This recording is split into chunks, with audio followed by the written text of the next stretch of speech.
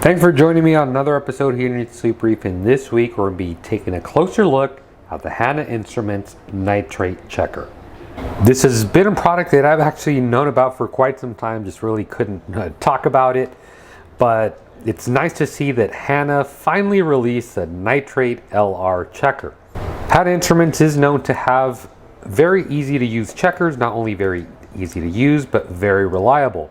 As you guys know, in the past, I use their salinity checker, alkalinity checker, calcium checker, and the phosphate checker as well. It's nice to see them add the nitrate checker because nitrate, I think, is one of the big crucial parameters we try to keep very consistent in our reef tank, and obviously in some cases try and keep them below certain level. In this video, I'd like to bring you guys along, show you guys how to use it, how to operate it, and lastly give you my thoughts, see what I think about it, see if it's accurate, more importantly, see how easy it is to use. Upon opening the box, you're going to be greeted with two cuvettes. That's pretty standard for Hanna to provide. You're going to see the checker. Looks to be a reagent liquid as well as a reagent powder. It looks to be a total of two different reagents. They both seem to be different part numbers, so I want to say it's two different powder reagents, one liquid reagent.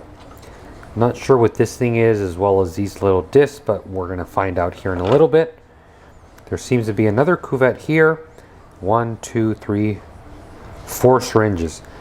I'm not gonna lie, right off the bat, it seems to be a lot of moving parts. I guess we're really just gonna have to perform a test and see how easy it is to use in the real world. Probably recommend you guys to read the instructions a few times over before performing your first test, just so you are well aware how it works, what you should be doing, what the buttons do, and how to get the best results out of your test kit. When you guys first pick up the checker, you're going to notice a battery right under it. You're going to want to remove the Phillips screw down here and then take off the lid and obviously install the battery. You may notice it'll take a little bit of effort to get this cap off just because it has some connectors on one side of it. As long as you pull straight out, you should be fine. But again, it will take a little bit of pressure. Don't be surprised. Once you do have the battery, you can obviously test it, make sure it's operating correctly, and then you're ready to use it. The first thing you're gonna wanna do before you begin the test is press the button here one time. There you go, C1, that means it's ready. You're also gonna wanna locate the bigger vial out of all of them. This is the 10 ml vial. You're gonna wanna locate the liquid reagent and as well as a powdered reagent with the letter B on it, not the one with the letter C. The bigger syringe here marked all the way up to 12 ml is the one you're going to use to get your sample water, but you only want to grab 7 milliliters of sample water. Make sure you get that. I already have mine here. Next, you're going to grab the syringe that reads all the way up to 5 milliliters. It's this bad boy here. And once you have that, you're going to want to measure out this liquid reagent 4 milliliters into here. As you can see, I have both those done. I have my powder reagent here ready. So next thing, we can open up the vial itself. Put our sample water from the fish tank. So grab our sample water from our tank. Again, 7 milliliters. And we just put that all the way into here. Next, we grab the liquid. This was 4 milliliters of the reagent here. And we pour that into the 10 ml mixing vial. There we go. And lastly, we grab our powder.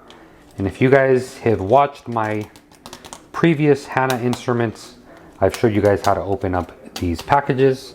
I guess I could show you guys again how I do it on camera. You try and get all the powder to the bottom corner, opposite of where you're going to be cutting. You then squeeze them together so it opens like that. Grab here, pinch, make sure all the powder falls to the bottom. And then as you grab it with your index and your thumb, you use this finger to be flicking the bottom of it to ensure that all the powder gets out and goes into this 10 milliliter mixing vial. If you check, should get everything out. What you do next is you do cap this. Once you're done capping this, you want to shake vigorously for 1 complete minute. You're going to notice there's one more syringe in here that has a needle onto it. You want to remove that needle and you want to give it a slight twist or thread on to the bigger one here, which measures 12 milliliters. So then it looks like this. You want to draw up pretty much all the liquid that's in here. Okay.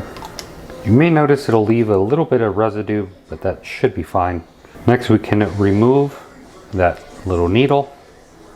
Set that aside. You're going to want to grab your filter right here. There, you're going to notice it's labeled here on the top, and obviously the other side is the bottom. You're going to notice the filters for this filter holder are in here. That's the packet here. I notice it doesn't come with them installed. No big deal. Just grab a filter. I actually give you quite a bit of them in here. And just make sure that it's not stuck to another one. From the looks of it, this seems to be a single one. You could then go ahead, open up the filter holder, attach the filter to the bottom part like that. You're going to notice there's an O-ring to seal everything here. You don't want to over tighten this just because it does have an O-ring. So just, nice and snug should be enough. You don't have to go super crazy. Notice the part that's marked top. You then attach that to the 10 mil syringe, and you're going to notice it threads on. You don't have to over tighten this, just nice and snug. Make sure again it's tight. Now you can grab your smaller vial. You can notice a difference here now that you're done with this one. Set that one aside. Grab this bad boy here. You want to go very, very slowly to fill this all the way up to the line here. Now it should take you about 30 seconds to completely do. You do not want to go too quick on this. Take it nice and easy. And go ahead and cap it once it's up to the 10 mil mark. Make sure you do clean it very well. When you're done cleaning it, whatever you do, do not put your fingers here in the middle. Try to hold it from the very bottom or the very top. Now when you insert it to the checker, try to make sure you always insert, no matter what Hanna test kit, you always insert it with the vial facing the same way.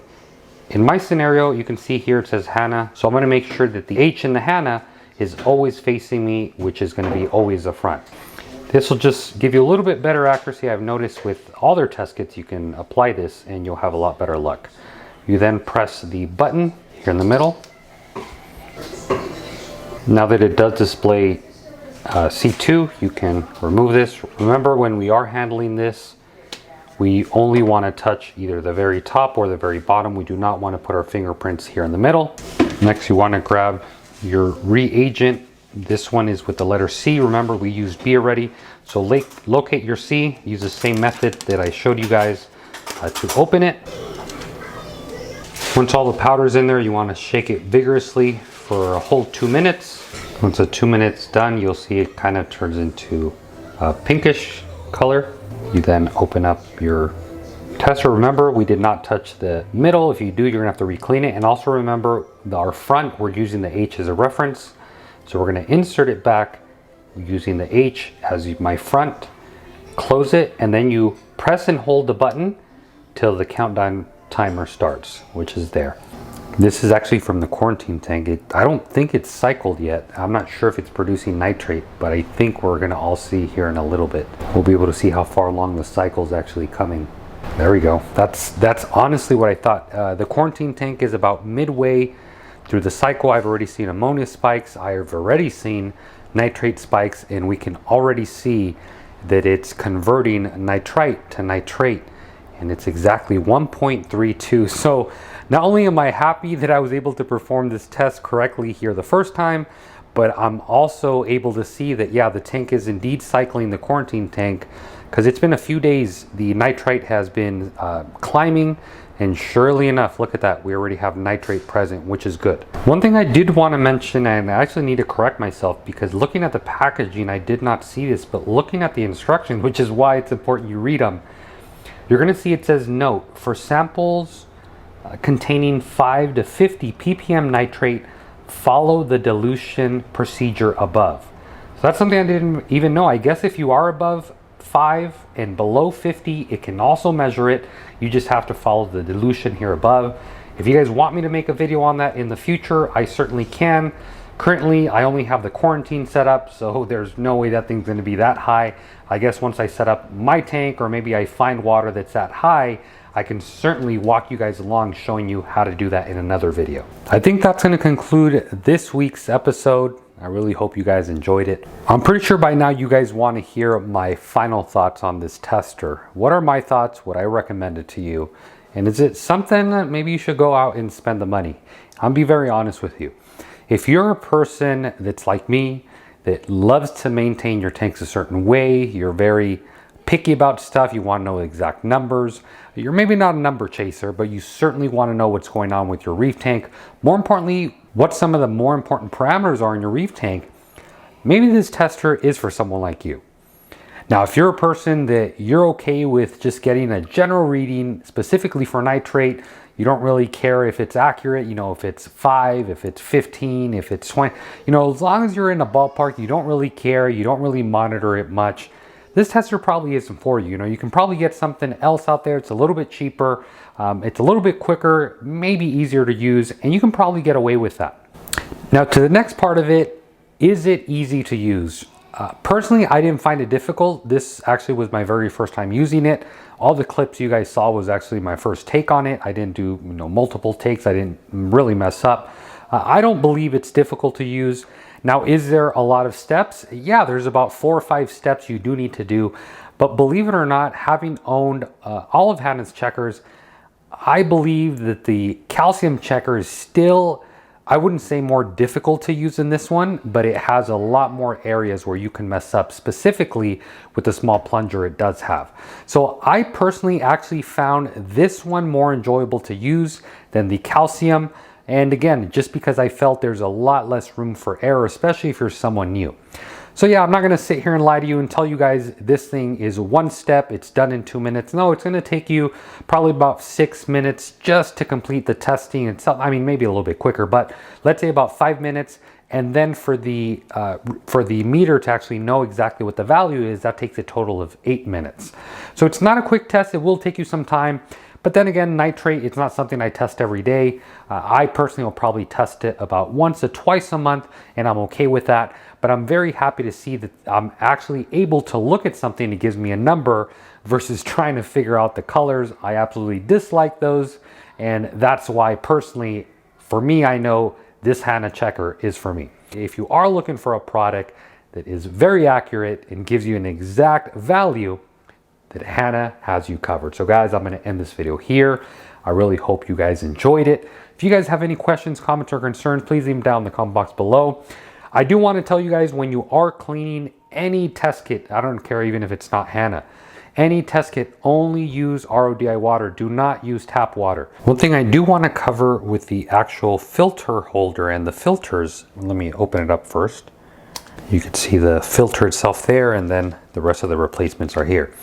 Now this filter itself, it's only a one-time use. You cannot, or I don't know if you did reuse it, what would happen, but these are only meant to use one time. So when you are done with testing and you finish cleaning everything with RO water, go ahead and give this a good rinse with some RO water, as well as discard the filter pad that came with it. Anytime you buy the reagents, it's not only going to come with the reagents, but it's also going to come with 25 of these filter pads, which are a one-time use. Guys, that's going to be pretty much it. So again, any questions, comments, or concerns, please leave them down in the comment box below.